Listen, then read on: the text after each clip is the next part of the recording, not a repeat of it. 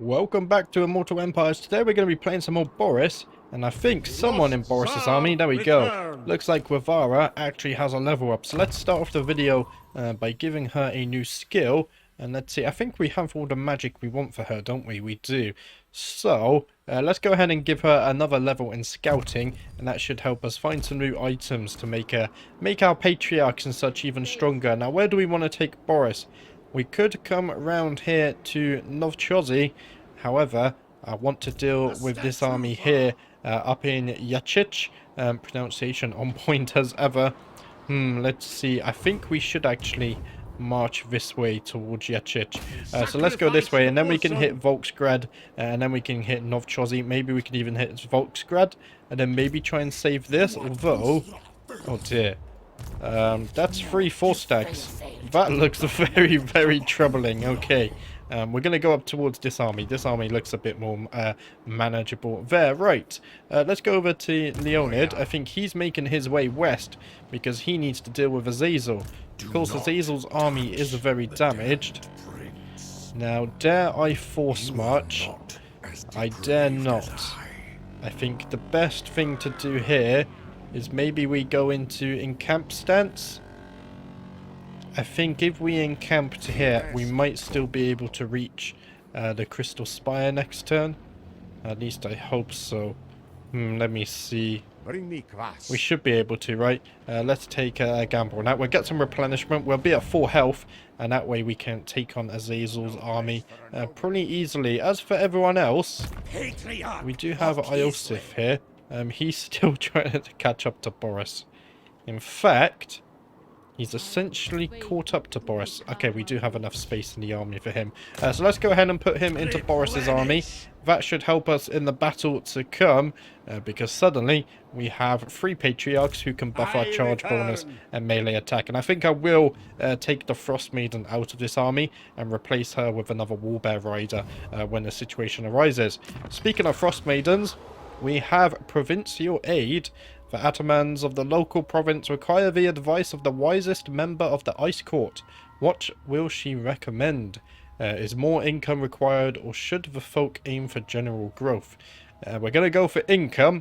We're kind of just building this Frost Maiden right now to buff income. Whether it's a good use of her, I'm not too sure. But that's what we're doing over near the Tower of Torment, of course. Right. I think that's all of our armies moved. It is. We could go ahead and build some stuff. We could upgrade this building. Let's see. Hero capacity +1 for patriarchs. But this improves... No. What's the difference? Devotion, supporters, control. And I think that's it, right?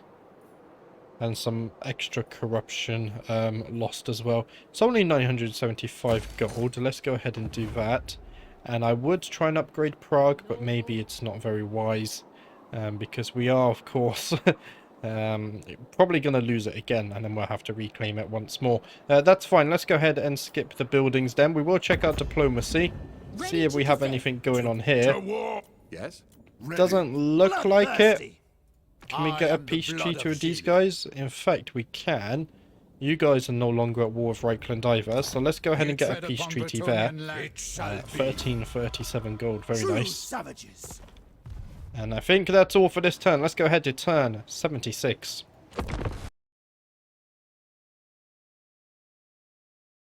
And we have discovered an ambusher. They're not that close to us though, so we don't need to worry about that. And Leonid does gain a new ability. Oops, I thought that would take us to him. -3 construction cost for all buildings in the local province, as well as +3% income from all buildings as well. And Katerin has returned, so we can go ahead and recruit her if we please. And it looks like there's about to be a rebellion in the Crystal Spires, so... right next to Azazel. That's a tiny bit problematic there. Right, but first, let's go ahead and take Leonid. That's not gone to plan, has it? Why is it... Okay, things seem a bit weird. There we go.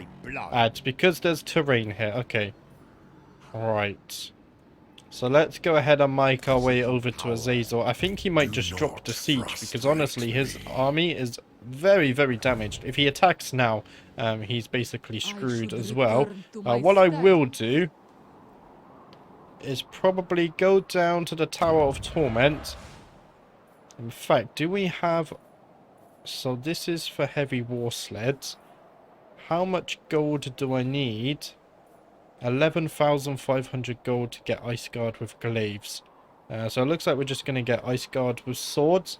What's the difference here? I think the glaives have anti-large and armor piercing. Okay, so that's fine. We're just going to get regular Ice Guards for now. What we could do is upgrade this building. In fact, if we do that though, we lose all of our income. So let's go ahead. In fact, before we decide this, maybe we should go ahead and do some battles, and then we can get some extra gold. So Boris is going to attack this settlement and army this turn, so let's go ahead and do that. It seems like the Skaven army ran off from here as well. That's going to be a decisive victory. I don't think we need to fight this one. So let's go ahead and auto-resolve. There we go. 4,300 XP, 3,600 gold as well. Very nice. We will go ahead and just occupy that, because we don't get much gold from sacking anyway. Iosif does gain access to his warhorse, so that's nice. And we did actually complete a mission as well. So we gain +5 leadership for all armies for 8 turns, as well as an extra 1,000 gold. So that's also helpful as well. Let's go ahead and level up Boris. He's now at level 29. And I think we're starting to buff Warbear riders, aren't we? So let's go ahead and do that. Some more melee attack and weapon strength sounds nice. And then as for our patriarchs, let's go ahead and give him some weapon strength. This guy, let's go ahead and give you some replenishment. This guy as well. Let's go ahead and give you some replenishment, and then we'll get tools battle him too. So that's looking good, and they're going to be at full health at the end of the turn as well. Now, where are we taking Boris next? We should probably deal with this settlement just to wipe out the Norskans for good. And then we need to go ahead and deal with this army as well. Maybe Katarine can deal with that. We'll have to see. Speaking of Katarine, let's actually go ahead and recruit her now. So, Ice Queen, upkeep minus 50% for Ice Guard units. Let's put her in the settlement. Do you buff Ice Guard units in your skills as well? Leadership and melee defense for Ice Guard. Does look like it. I think that's all she does though. Yeah, I don't think she has any buffs except for her red tree of course as well. So that's fine. Let's go ahead and start recruiting those Ice Guard. They do take 2 turns. Maybe I should have put this into... Which one is it? Recruitment cost minus 10% and recruitment capacity. Let's go ahead and wait a turn before we start recruiting with her. And then we can go ahead and get our recruitment cost reduction. And then with the Atamans, loyalties revealed in Kislev city. There is said to be a power struggle between the suffocating Great Orthodoxy and the emergent influence of the Ice Court, led by the Tsarina. And now a patriarch of the Orthodoxy approaches, as does a Frost Maiden, agent of the Ice Queen. To whom should the Atamans show favour? So recruitment rank for Frost Maidens, recruitment cost for patriarchs. Recruitment cost for patriarchs sounds nice. But, so this is here. Recruitment rank for infantry units, construction time, income from all buildings. Let's get recruitment rank for Frost Maidens. There we go. Because we're going to recruit a Frost Maiden here soon anyway. And if we're using them for income, I feel like that makes a lot of sense. Now, saving 10%, is it really worth it? I think we should. 800 times 5. That's about... 4, sorry. We'd save 320 gold. It's not a lot, is it? Let's just start recruiting.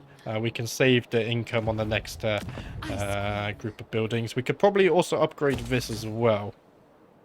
Let's go ahead and do that. Maybe we can get some artillery in Katarine's army. Right. I think everyone's moved this turn, so that's looking fine and dandy. There is going to be a rebellion up here. Hopefully Leonid can deal with that role. Let's go ahead and check our diplomacy. One rag. We can get trade agreement with Ungrim. So let's go ahead and do this. You no doubt So he would give us 1,600. What about non-aggression pact? 1100. And this? 800. So I'm actually just going to get the trade agreement for now. We go ahead and do this. And then we can get the non-aggression pact in future. That sounds good to me. Right. So we have a bit of safety now with the extra gold. Let's go ahead to turn 77. It seems that Prague is being attacked. However, the auto-resolve has given us a Pyrrhic victory. So that's actually quite beneficial for us. It gives us a little bit extra time if we do want to bring Boris down to here. So let's go ahead and auto-resolve this. We get 1,300 gold.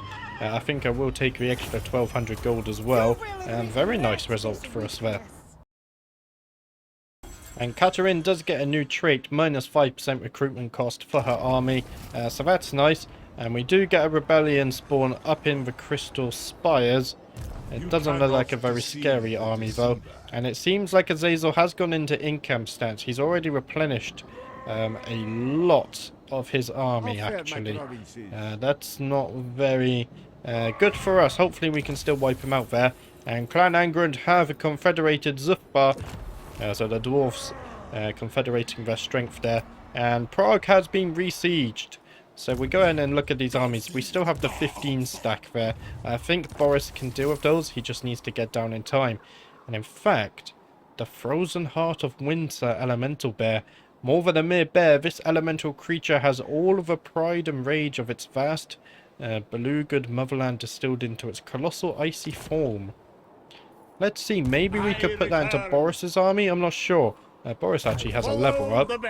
We could go ahead right now and get regeneration for elemental bear units and then add this elemental bear into the army. However, I think maybe just focusing on our Warbear Riders for now with the melee attack and weapon strength is probably a better idea. I shall enjoy. And we need to fix our gold income situation before we start getting expensive units like this into the army.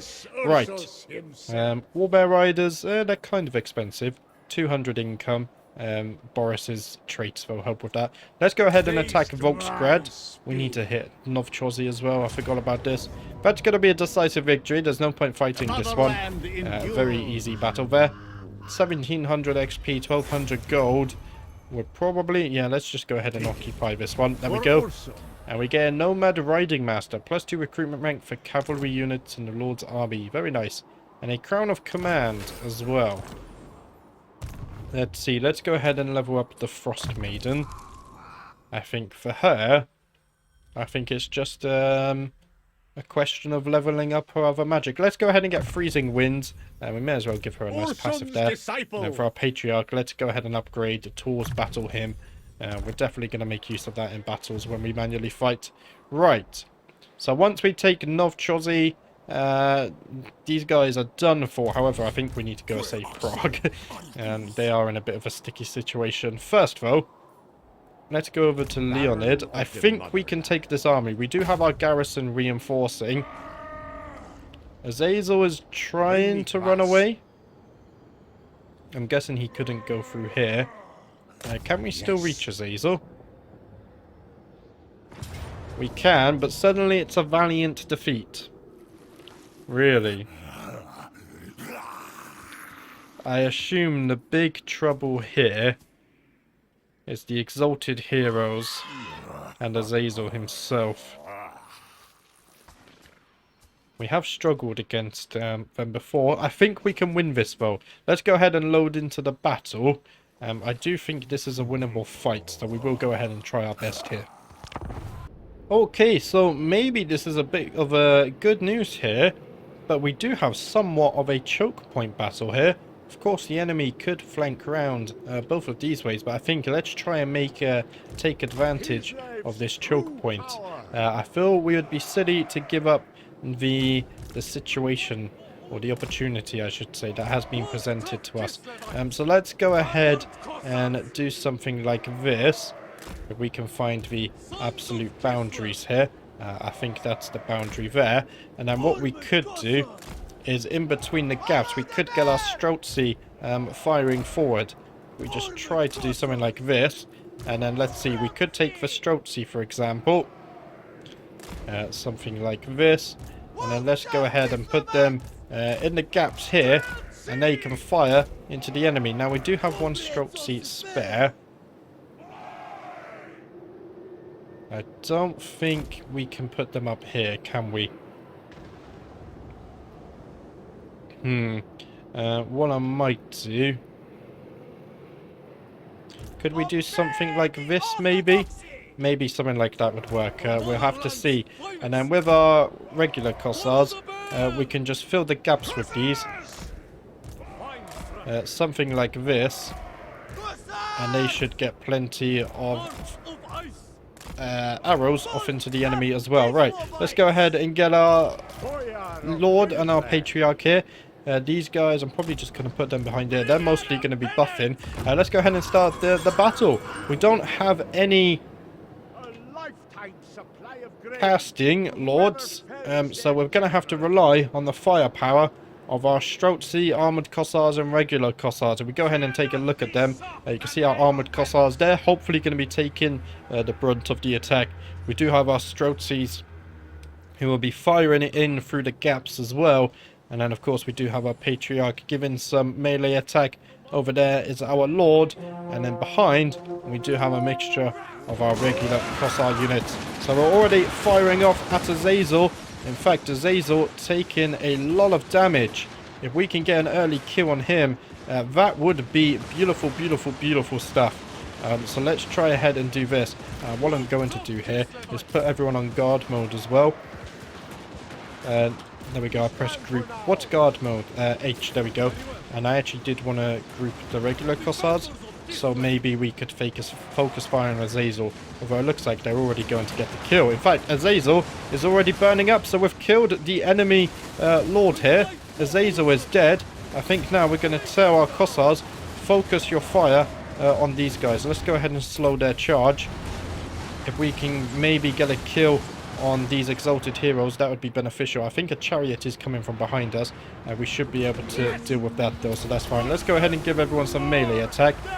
If we go ahead and send in the Lord to deal with him as well. Patriarch, if you go ahead and deal with him, that would be beautiful stuff. Right, I think that's a very good start to the battle there. They do have Seeker chariots coming in, and we should be able to deal with them, no problem. And I think now we just wait for the battle to undertake itself. Some dogs did come in from behind, which makes me think if some chariots were coming. But let's go ahead and get a close-up here. You see our Armoured Kossars fighting some Chaos Spawn, I think those are. Our Strozzi still able to get some shots off on them just because of how tall they are. And this is an epic-looking battle. Over here you can see the front lines fully engaging as well. As well appears to be another Chaos Spawn charging forward. These guys don't seem to be doing much. We probably should tell them to turn and fight. And over here you can see an exalted hero on his horse, a chariot as well. Let's go ahead and turn the people. I think maybe if we go ahead and turn them this way. In fact, kill this guy. He's retreating, but it's a very interesting way to retreat there. And you guys, I should probably tell you to turn and fight actually. There we go. The balance of power is very much in our favour. I keep checking behind us, but it doesn't appear that the enemy have actually gone for the flank. I'm going to turn some of these Kossars just to attack on this flank here. And then with these Strozzi, if we can come in for a flank here, and you guys can actually fire into the back. That would be beautiful, beautiful stuff. I don't think this was anywhere close to a valiant defeat. Luckily, this choke point has actually been very beneficial for us. So that's good news there. An exalted hero is returning. I'm going to tell these guys to turn and fight him. Let's go ahead and give everyone some melee attack over here. In fact, I probably want to pull my Patriarch out of there as well. He's taking a bit more damage than I would like. Let's go ahead and send these guys in. There we go. This is all looking good as well. I don't think it's too long now before we've actually won the fight. Of course, this exalted hero is still very much tanky, has all of his health. There we go. These guys managed to get the kill there on the hounds, so let's turn them back around. And in fact, I think the entire army is retreating now. Maybe we're lucky we can get off enough damage on this Lord. However, I think it might be a little bit too late. I just realized there's still some units over here. But I really just want to get this kill on the exalted hero. If we can kill him, Beautiful, beautiful, beautiful stuff. Right. I don't think we're going to get the kill. You guys need to start killing this now, because he's just not fading at all. There we go. All of you guys turn and kill this. We might lose a Kossar unit here, or an armoured Kossar unit. I think we got away with that. Stop the friendly fire though, guys. There we go. Good stuff. We can kill the exalted hero though. That's what we want to do now. I'm going to speed up time just a tad. Doesn't look like we're doing anything. If we can cast this, I think it slows down his speed though. So that might help. For it doesn't look like he's actually doing any damage to him, does it? There we go. I think he's going to get away. We got a close victory there, so we're able to turn that one around very nicely indeed. So looking at the post-battle screen, we did almost lose the Patriarch and an armoured Kossar unit. We lost 223 models there. However, I think in general, that was quite a good battle. Everyone getting plenty of kills, especially this armoured Kossar unit. 62 kills. Very nice. But let's jump straight back to the campaign map. We might have to fight the remainder of Azazel's army here. So there we have it. 2,200 XP, 3,800 gold. We also gain a Trickster's Shard here. Minus 20% miscast based chance. Don't think this is too useful. And all enemies in range get plus 100% miscast chance. Now, I think we need to take the replenishment isn't doing much. Let's go ahead and take the extra gold then. 1,600 gold for us there. And we have managed to deal with Azazel's main army. They've actually been wiped out, so that's very nice. And Leonid also gaining access to his warbear there. Now, we're going to lose this armoured Kossar unit because unfortunately, we can't make it back to the Crystal Spire in time. And these guys might recruit some more armies. So instead of losing this armoured Kossar unit, I think I'm going to combine it with this one. Just to give them some more health. And then we can move into the settlement. Luckily the Patriarch won't die on the end turn though. So that's beneficial. Right, Leonid has a level up. Let's see. I think with him, let's go ahead and give him some hit points. There we go. And then with the Patriarch, I think we're at a point now. Missile resistance, I don't think we need that. Let's go ahead and give him some more melee defense. There we go. And then hopefully next time we can make it back to the Crystal Spire and get some replenishment. In fact, we could recruit a regular Kossar just to replace the unit we just lost. Now let's go ahead and take a look at the Ice Court.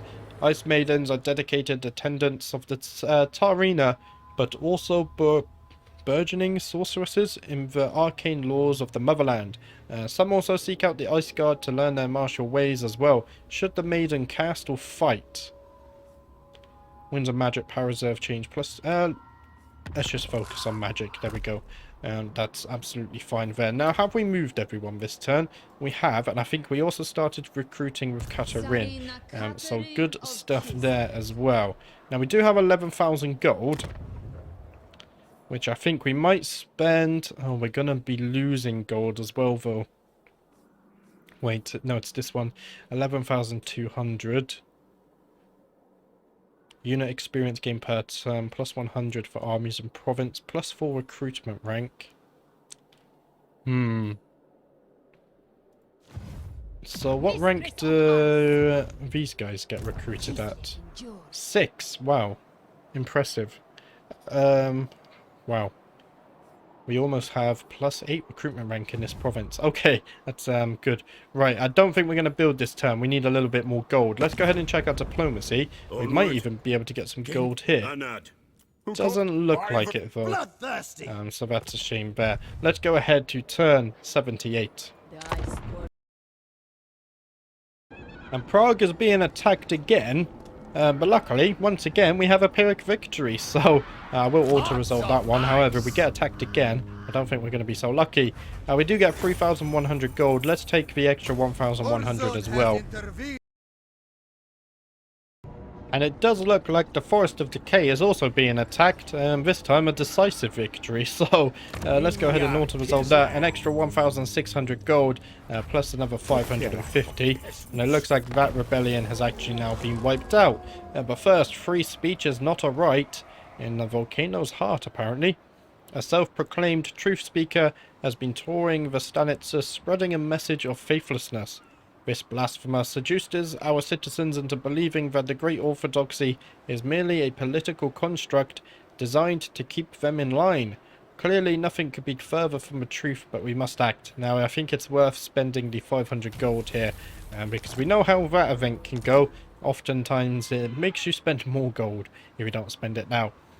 Looks like Trofim also gains access to his warbear, which is very nice. But if we zoom out, sadly, that's all I have time for today. On the end turn there, Frog has actually arrived over here, and he has sent an army towards the frozen landing. So hopefully Katerin can come and deal with him soon. We'll have to see, because Boris needs to go to Prague to deal with this. He also needs to take out Novchozy. Enemies on all sides here. It's a common theme for this entire campaign so far, but it does make it fun. But sadly, that's it for today. I will be back on Thursday with the next episode. Thank you for watching, and I will see you next time.